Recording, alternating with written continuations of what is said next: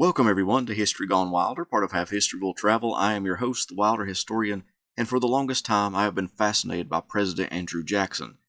He did many questionable things in his lifetime, but I will always love studying about how he handled the Nullification crisis in South Carolina. The following is 2 letters written by Jackson about the crisis. You can feel the hatred he has for these South Carolinians who dared to attempt to nullify federal law and possibly pull away from the country. Enjoy. This first letter is written by Jackson to Lewis Cass, his Secretary of War. Cass would run for president in 1848 and be the Secretary of State under Buchanan from 1857 to 1860. Jackson wrote, December 17, 1832, confidential. My dear sir, if I can judge from the signs of the times, nullification and secession, or in the language of truth, disunion, is gaining strength, we must be prepared to act with promptness and crush the monster in its cradle before it matures to manhood. We must be prepared for the crisis, the moment that we are informed that the legislature of South Carolina has passed laws to carry her rebellious ordinance into effect, which I expect tomorrow. We must be prepared to act. Tenders of service is coming to me daily, and from New York we can send to the Bay of Charleston with steamers such number of troops as we may please to order in 4 days. We will want 3 divisions of artillery, each composed of 9, 12s, and 18-pounders, one for the east, one for the west, and one for the center divisions. How many of these calibers are ready for field service? How many muskets with their complete equipments are ready for service? How many swords and pistols, and what quantity of fixed ammunition for dragoons, brass pieces for the field? How many and what caliber? At as early a day as possible, I wish a report from the Ordnance Department on this subject, stating with precision how many pieces of artillery of the caliber are ready for the field, how many good muskets, etc., and at what place in deposit. Yours respectfully. This next letter was written to Martin Van Buren, Jackson's soon-to-be vice president. Van Buren was greatly responsible for getting Jackson elected, and the president put a lot of faith in the man from Kinderhook, New York. Washington, November 18, 1832. My dear sir, I have just received your letter of the 16th and am happy to find you have promptly attended to it. The opposition would delight in getting the committees this session to embarrass me in everything that might require their aid, and notwithstanding I view the proceedings in South Carolina as a bubble, still the present situation of that state and the reckless course of the leaders in nullification may require some legislative aid, and the sudden resignation of Mr. Tazewell all combine to strengthen a belief that some plan of policy has dictated this measure. Wisdom says, be always guarded against the counsel and combination of the wicked. The precaution suggested is one of safety and prudence.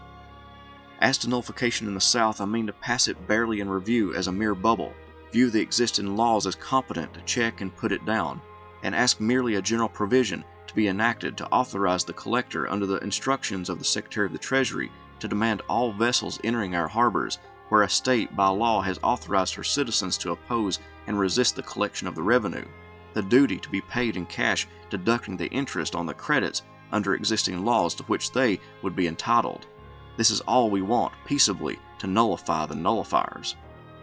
On the subject of the naval officer, I must, with my usual candor, remark, and you must now be convinced that I can have no other view but to administer the government in such a way as will strengthen the Democratic Party, unite the whole, and produce the greatest prosperity to our beloved country, and restore the administration to the rules pointed out by the express grants in the Constitution. The opposition is broken and scattered, still though scotched, not dead, and it behooves us to proceed as to unite and give energy to our Democratic brethren, prosperity to the whole Union, and bury as far as we can that jealousy that I've had so much trouble in keeping down in your state. This can be done. You recollect how hard Hector Craig has been pressed by his party upon me since the commencement of my administration, and from time to time it has been said to his friends that in due time he should be provided for. First, his being a member of Congress prevented his being brought into office, and when your marshal was changed, Mr. Waddell by your most confidential friends were presented. This Mr. Craig solicited. B now solicits the naval office or the post office. The latter I view the most important in your state. Now to put as prominent a character as the acting governor of your state in an office subordinate to a collector will be degrading to him and the great state of New York, and be injurious to you. I would therefore suggest that he be placed in the post office next 3rd of March, or brought here where a more honorable situation can be given him than a subordinate to a collector, and to give Mr. Craig the naval office, which will, with the office you ask for Colonel Clinton, cancel and quiet all the claims of that party and unite them heart and hand to you. I am sure of this, and I am sure it is the proper policy to adopt, and one which you will find in the end will unite the Democratic Party more than any other course. Governor is Calhoun to the core and deceitful and treacherous, and on the 3rd of March must go out, and some of the old men here, auditors, etc., etc. These 2 letters are interesting. To his Secretary of War, he was literally preparing for war, but with Van Buren he talked of peace. At the same time, he was attempting to shore up his political ties and deny any political power to go to John C. Calhoun in South Carolina. Keep in mind that Calhoun was still his vice president when he wrote that letter to Van Buren, but the 2 men were quickly falling out of favor, and Calhoun would leave the administration the next month. This last excerpt is from Jackson's Nullification Proclamation, where he outlines why South Carolina was in the wrong when it came to nullification, and pay close attention to how he frames his stance.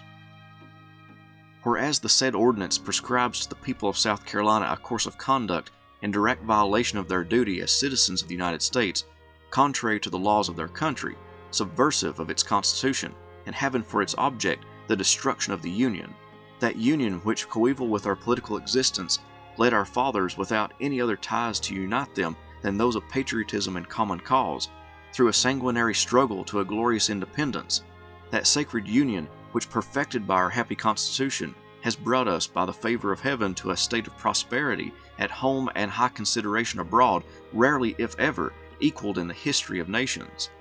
To preserve this bond of our political existence from destruction, and to justify the confidence my fellow citizens have reposed in me, I, Andrew Jackson, President of the United States, have thought proper to issue this my proclamation, stating my views of the Constitution and laws applicable to the measures adopted by the Convention of South Carolina, and to the reasons they have put forth to sustain them, declaring the course which duty will require me to pursue, and appealing to the understanding and patriotism of the people, warn them of the consequences that must inevitably result from an observance of the dictates of the Convention.